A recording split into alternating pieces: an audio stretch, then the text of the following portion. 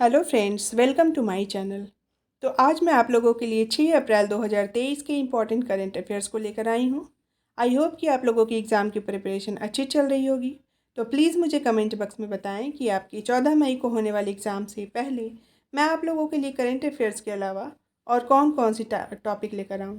तो चलिए आज के करंट अफेयर्स की ओर चलते हैं। आज का पहला टॉपिक है, हाल ही में अंतर्राष्ट्रीय खान जागरूकता दिवस 4 अप्रैल को मनाया गया। तो 4 अप्रैल को अंतर्राष्ट्रीय खान जागरूकता दिवस मनाया गया। इसका थीम क्या था? तो इसका थीम था mind action can not wait. Mind action can not wait. अगर दिवस की बात करें तो फिलहाल 1 अप्रैल को हम लोगों ने आरबीआई की स्थापना दिवस मनाया था। 1 अप्रैल को ही उत्कल दिवस मनाया था। 2 अप्रैल को विश्व ऑटिज्म जागरूकता दिवस मनाया था। तो और भी दिन में जो दिवस मनाए गए थे उसको आप लोग साथ में देखते हुए चलिएगा। अगला टॉपिक देखते हैं। हाल ही में मैड्रिड स्पेन मास्टर्स 2023 में महिला एकल का खिताब ग्रेगोरिया मारिस्का तुनजुंग ने जीता। तो मैड्रिड स्पेन मास्टर्स 2023 का खिताब किसने जीता? ग्रेगोरिया मारिस्का तुनजुंग ने। ये जो हैं ये इंडोनेशिया की बैडमिंटन प्लेयर हैं और इन्होंने भारत की जो प्लेयर हैं पीवी सिंधु उनको हरा करके ये खिताब जीता है। तो इसलिए ये इम्पॉर्टेंट हो जाता है क्योंकि इन्होंने इंडियन प्लेयर को हराया है। किसको? पीवी सिंधु को। अगला टॉपिक है, भारतीय रिजर्व बैंक के केंद्रीय बोर्ड की 601वीं बैठक हैदराबाद में आयोजित की गई। तो 601वीं बैठक थी आरबीआई के केंद्रीय बोर्ड की और ये तेलंगाना की जो राजधानी है हैदराबाद वहाँ आयोजित की गई। अगर आरबीआई की बात करें तो इसका स्थापना 1 अप्रैल 1935 को हुआ, भारतीय रिजर्व बैंक अधिनियम 1934 के तहत। तो ये अधिनियम भी याद रखिएगा, भारतीय रिजर्व बैंक अधिनियम 1934। अगर नेशनलाइजेशन की बात करें तो आरबीआई का जो राष्ट्रीयकरण हुआ वो 1 जनवरी 1949 को हुआ। इसका जो हेड क्वार्टर है वो मुंबई में है और आरबीआई के जो वर्तमान गवर्नर हैं वो शक्तिकांत दास जी हैं जो इसके 25वें गवर्नर हैं। अगर प्रथम गवर्नर की बात करें तो वो हैं ओसबर्न स्मिथ। अगला टॉपिक है, हाल ही में चीन ने अरुणाचल प्रदेश राज्य में 11 स्थानों के नाम बदलने की घोषणा की है। अब ये है कि अरुणाचल प्रदेश तो भारत का राज्य है, तो फिर चीन ने ऐसा कैसे किया? तो चीन का दावा है कि ये जो 11 स्थान है वो उसके अधीन आते हैं। ठीक है, तो उसने बोला है कि 11 स्थानों के नाम बदलेगा वो।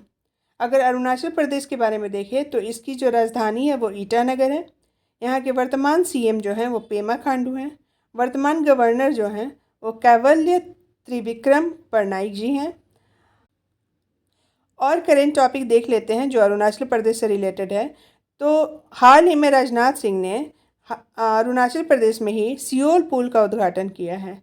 साथ ही साथ हाल ही में अरुणाचल प्रदेश में वालोंग मेले का आयोजन भी किया गया है। अगला टॉपिक देख लेते हैं। हाल ही में विश्व का पहला लिक्विड हाइड्रोजन फेरी नॉर्वे में शुरू हुआ है। तो ये लिक्विड हाइड्रोजन फेरी पहला जो है वो कहाँ शुरू हुआ है? नॉर्वे में। अगर नॉर्वे की बात करें तो इसकी कैपिटल जो है वो ओस्लो है। इसकी करेंसी जो है वो नॉर्वेजियन क्रॉन है। ये भी याद रखिएगा आप साथ में। अगला टॉपिक देखते हैं। भारत सरकार ने रेलवे स्टेशनों के विकास के लिए अमृत भारत स्टेशन योजना के तहत 1275 स्टेशनों की पहचान की है। तो कौन सी योजना है? अमृत भारत स्टेशन योजना। और कितने स्टेशनों की पहचान की गई है? 1275। इस योजना के तहत क्या किया जाएगा? भारत में जितनी भी रेलवे स्टेशन है उनका धीरे धीरे करके आधुनिकीकरण किया जाएगा।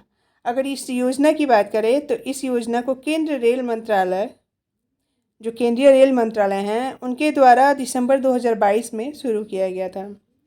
अगला टॉपिक देख लेते हैं।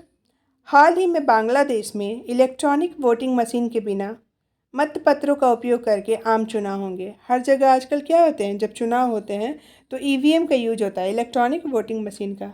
लेकिन बांग्लादेश में ऐसा होगा कि ईवीएम का यूज़ नहीं होगा और मतपत्र का यूज़ करके आम चुनाव होंगे। अगर बांग्लादेश के बारे में देखें तो इसकी राजधानी जो है वो ढाका है। इसकी करेंसी जो है, मुद्रा जो है वो बांग्लादेशी टका है। अगर बांग्लादेश के अभी राष्ट्रपति की बात करें तो 22वें राष्ट्रपति मोहम्मद शहाबुद्दीन होंगे और वर्तमान में इसके जो प्रधानमंत्री हैं वो हैं शेख हसीना।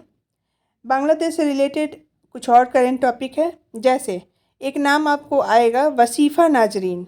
ये नाम याद रखिएगा, वसीफ़ा नाजरीन, क्योंकि ये केटू फतह करने वाली बांग्लादेश की पहली महिला बनी हैं, तो इसलिए ये इम्पॉर्टेंट हो जाता है। नाम क्या है? वसीफ़ा नाजरीन। अगला टॉपिक देखते हैं। अप्रैल 2023 में भारत और यूएसए के बीच कोप इंडिया अभ्यास का आयोजन हुआ। तो ये जो अभ्यास है ना, एक्सरसाइजेज, जब दो कंट्रीज़ के बीच होते हैं और ख़ासकर उसमें एक कंट्री जो है वो इंडिया अगर इन्वॉल्व है, तो वो हमारे एग्ज़ाम के पॉइंट ऑफ व्यू से इम्पॉर्टेंट हो जाता है। तो कोप इंडिया अभ्यास किसके किसके बीच? भारत और यूएसए के बीच हुआ। अगला टॉपिक है, भारतीय अमेरिकी अजय बंगा को निर्विरोध रूप से विश्व बैंक का अगला प्रमुख नियुक्त किया गया है। तो विश्व बैंक का अगला प्रमुख किसको? अजय बंगा को बनाया गया है। अगर वर्ल्ड बैंक के बारे में बात करें तो वर्ल्ड बैंक की स्थापना 1944 यानी कि 1944 में हुई। इसका जो हेड क्वार्टर है वो वाशिंगटन डीसी में है। और वर्तमान प्रेसिडेंट की बात करें वर्ल्ड बैंक की, तो वो हैं डेविड मालपास। अगला टॉपिक देख लेते हैं। हाल ही में विश्व बैंक ने फिनांस ईयर 2024 में भारत की जीडीपी वृद्धि दर 6.3% रहने का अनुमान लगाया है।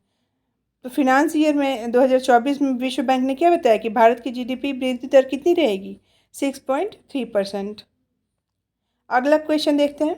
अप्रैल 2023 में राजस्थान राज्य के मुख्यमंत्री ने महिला स्वयं सहायता समूहों के सदस्यों द्वारा महिला निधि से प्राप्त ऋण पर 8% ब्याज अनुदान देने के प्रस्ताव को मंजूरी दी है।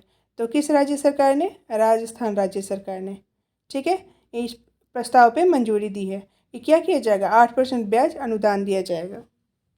राजस्थान के बारे में देख लेते हैं। इसकी जो कैपिटल है वो जयपुर है। इसके वर्तमान जो मुख्यमंत्री हैं वो अशोक गहलोत हैं। वर्तमान गवर्नर की बात करें तो वो हैं कलराज मिश्र। कुछ राजस्थान से रिलेटेड और भी करंट टॉपिक है, जैसे हाल ही में क्या किया गया है, 19 नए ज़िले बनाए गए हैं। तो अब टोटल राजस्थान के जो ज़िले हैं वो 50 हो गए हैं।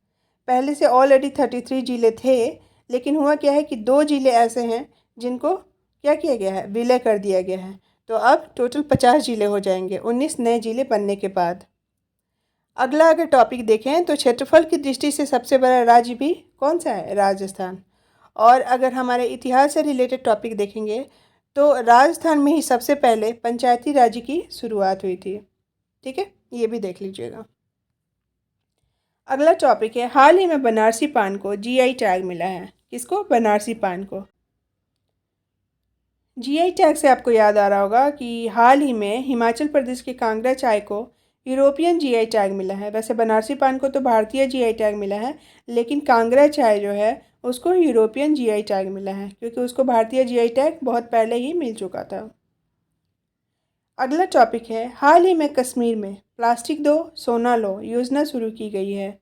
तो प्लास्टिक दो सोना लो, ये योजना कहाँ शुरू की गई है? कश्मीर में।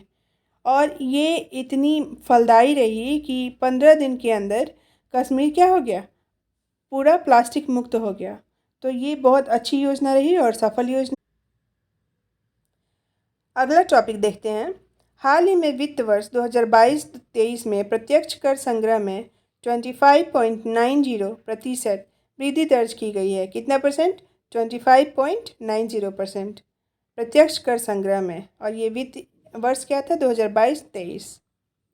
अगला टॉपिक है, हाल ही में TIE टाई राजस्थान की पहली महिला अध्यक्ष डॉक्टर शीनू झावर बनी हैं। कौन? डॉक्टर शीनू झावर। अगला देखते हैं, हाल ही में जम्मू कश्मीर राज्य की विश्व प्रसिद्ध बसोहली पेंटिंग को जीआई टैग मिला है। फिर जीआई टैग से रिलेटेड आ गया। तो जीआई टैग जो हाल ही में मिला हुआ है उसको भी आप लोग सारे जीआई टैग को देख लीजिएगा। ये बसोहली पेंटिंग कहाँ की प्रमुख पेंटिंग है? जम्मू कश्मीर के, जिसको जीआई टैग मिला है। अगला टॉपिक देखते हैं, हाल ही में भूटान देश के राजा जिग्मे नामग्याल वांगचुक 3 दिवसीय भारत की यात्रा पर आए हैं। तो भूटान देश के राजा का नाम क्या है? जिग्मे नामग्याल वांगचुक। ठीक है, भूटान के बारे में थोड़ा और जान लेते हैं। भूटान की जो राजधानी है वो थिम्पू है। भूटान की जो करेंसी है वो भूटानी नगुल्टम है। और वर्तमान में अगर भूटान के प्राइम मिनिस्टर की बात करें तो वो लोतेय शेरिंग हैं। अगला टॉपिक है, हाल ही में अनुमानित टीबी मामलों के लिए खुद का मॉडल विकसित करने वाला दुनिया का पहला देश कौन बना है? भारत बना है, जो टीबी मामलों के लिए खुद का मॉडल विकसित किया है। अगला टॉपिक है, हाल ही में जापान देश के संगीतकार और पॉप पायनियर रयूइची सकामोटो का निधन हुआ है। तो एक तो नाम मतलब आपको याद रखना पड़ेगा, और दूसरा ये कहाँ से रिलेटेड हैं। तो नाम है रयूइची सकामोटो और ये किस देश के हैं? जापान देश से रिलेटेड। अगर जापान से रिलेटेड और टॉपिक को देखें तो भारत और जापान के बीच धर्म गार्जियन, वीर गार्जियन 2023 जैसे अभ्यास संपन्न हुए हैं। तो जब दो देशों के बीच कोई एक्सरसाइज होता है और उसमें एक देश अगर इंडिया है तो वो हमारे एग्ज़ाम के पॉइंट ऑफ व्यू से बहुत इंपॉर्टेंट हो जाता है। तो भारत और जापान के बीच एक अभ्यास हुआ धर्म गार्जियन और दूसरा अभ्यास हुआ वीर गार्जियन 2023। अगर जापान की राजधानी की बात करें तो जापान का जो कैपिटल है वो टोक्यो है। जापान की करेंसी जापानी येन है और जापान के जो वर्तमान प्राइम मिनिस्टर है वो है फूमियो किशिदा। अगला टॉपिक है, हाल ही में पूर्वोत्तर राज्य नागालैंड ने बिजनेस 20 सम्मेलनों की मेज़बानी की है। तो बिजनेस 20 सम्मेलनों की मेज़बानी किसने की है? नागालैंड ने। अगर नागालैंड से रिलेटेड और करेंट टॉपिक देखें तो वार्षिक ऑरेंज फेस्टिवल 2023 जो है ये भी नागालैंड में आयोजित किया गया। 23वें हॉर्नबिल फेस्टिवल की मेज़बानी भी कौन करेगा? नागालैंड करेगा। 23rd हॉर्नबिल फेस्टिवल की मेज़बानी नागालैंड करेगा। NEVA नेवा कार्यक्रम को लागू करने वाला पहला राज्य भी नागालैंड ही बन गया है। अगला टॉपिक देख लेते हैं। हाल ही में सुधा शिव कुमार ने फिक्की महिला संगठन की 40वीं अध्यक्ष का पदभार संभाला है। तो ये जो नियुक्ति हुई है ना, ये भी आपके एग्ज़ाम के पॉइंट ऑफ व्यू से बहुत इंपॉर्टेंट होता है। जैसे फिक्की महिला संगठन के अध्यक्ष सुधा शिव कुमार को बनाया गया है, वैसे ही टाटा पावर के जो MD और CEO हैं वो प्रवीण सिन्हा को बनाया गया है। हीरो मोटो कॉर्प के जो CEO हैं वो निरंजन गुप्ता को बनाया गया है। एक्सिस सिक्योरिटीज़ के जो MD और CEO बनाए गए हैं एक्सिस सिक्योरिटीज़ के, वो बनाए गए प्रणव हरिदासन। NDTV के जो गैर कार्यकारी अध्यक्ष बनाए गए हैं ये UK सिन्हा को बनाया गया है। कॉटन कॉरपोरेशन ऑफ इंडिया के जो CMD बने हैं वो ललित कुमार गुप्ता बने हैं।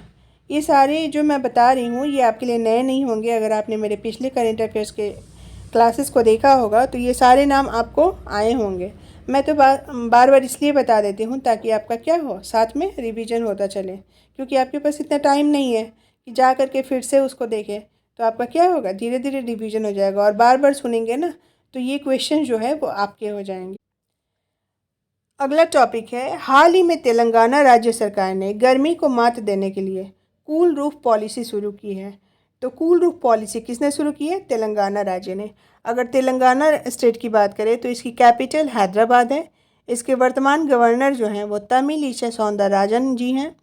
इसके वर्तमान अगर मुख्यमंत्री की बात करें तो के चंद्रशेखर राव हैं।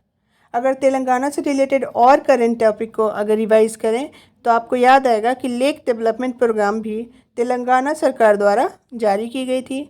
समता कुंभ तेलंगाना में मनाया गया और हैदराबाद ने वर्ल्ड ग्रीन सिटी अवार्ड 2022 जीता है। हैदराबाद जो तेलंगाना की राजधानी है उसने वर्ल्ड ग्रीन सिटी अवार्ड 2022 जीता है। अगला टॉपिक देख लेते हैं, महिला विश्व मुक्केबाजी चैंपियनशिप में एक से अधिक स्वर्ण पदक जीतने वाली दूसरी भारतीय, याद रखिएगा दूसरी भारतीय, ये कौन है? निखत जरीन। तो अब दूसरी भारतीय अगर निखत जरीन है तो पहली भारतीय कौन है? तो वो है MC मैरी कॉम। तो MC मैरी कॉम जो है वो एक से अधिक स्वर्ण पदक जीती है, वो फर्स्ट इंडियन है। और सेकंड इंडियन की बात करें तो वो मुक्केबाजी में निखत जरीन है। अगला टॉपिक देखते हैं, इंडोनेशिया में दूसरा Indo Pacific economic framework for prosperity का आयोजन किया गया। कहाँ पे? इंडोनेशिया में। किस चीज़ का आयोजन? Indo Pacific economic framework for prosperity. अगला टॉपिक है, प्रधानमंत्री नरेंद्र मोदी जी ने कर्नाटक राज्य के चिक्काबल्लापुर में श्री मधुसूदन साई आयुर्विज्ञान एवं अनुसंधान संस्थान का उद्घाटन किया। तो किस चीज़ का उद्घाटन हुआ? श्री मधुसूदन साई आयुर्विज्ञान एवं अनुसंधान संस्थान। कहाँ पे? कर्नाटक राज्य में। किसके द्वारा? प्रधानमंत्री नरेंद्र मोदी जी के द्वारा।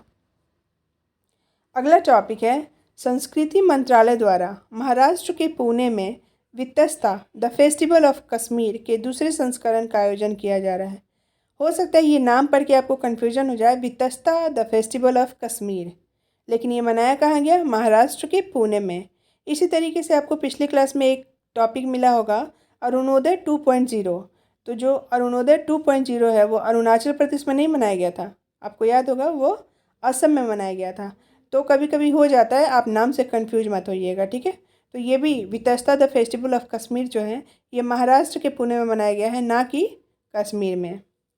अगला टॉपिक है बराक घाटी में पहला सिलहट सिलचर महोत्सव असम में आयोजित किया गया है। तो पहला जो सिलहट सिलचर महोत्सव है वो कहाँ, असम में आयोजित किया गया है। अगला क्वेश्चन है national science centre innovation festival कार्यक्रम का उद्घाटन नई दिल्ली में किया गया है। तो नाम याद रखिएगा, national science centre innovation festival कार्यक्रम कहाँ, नई दिल्ली में।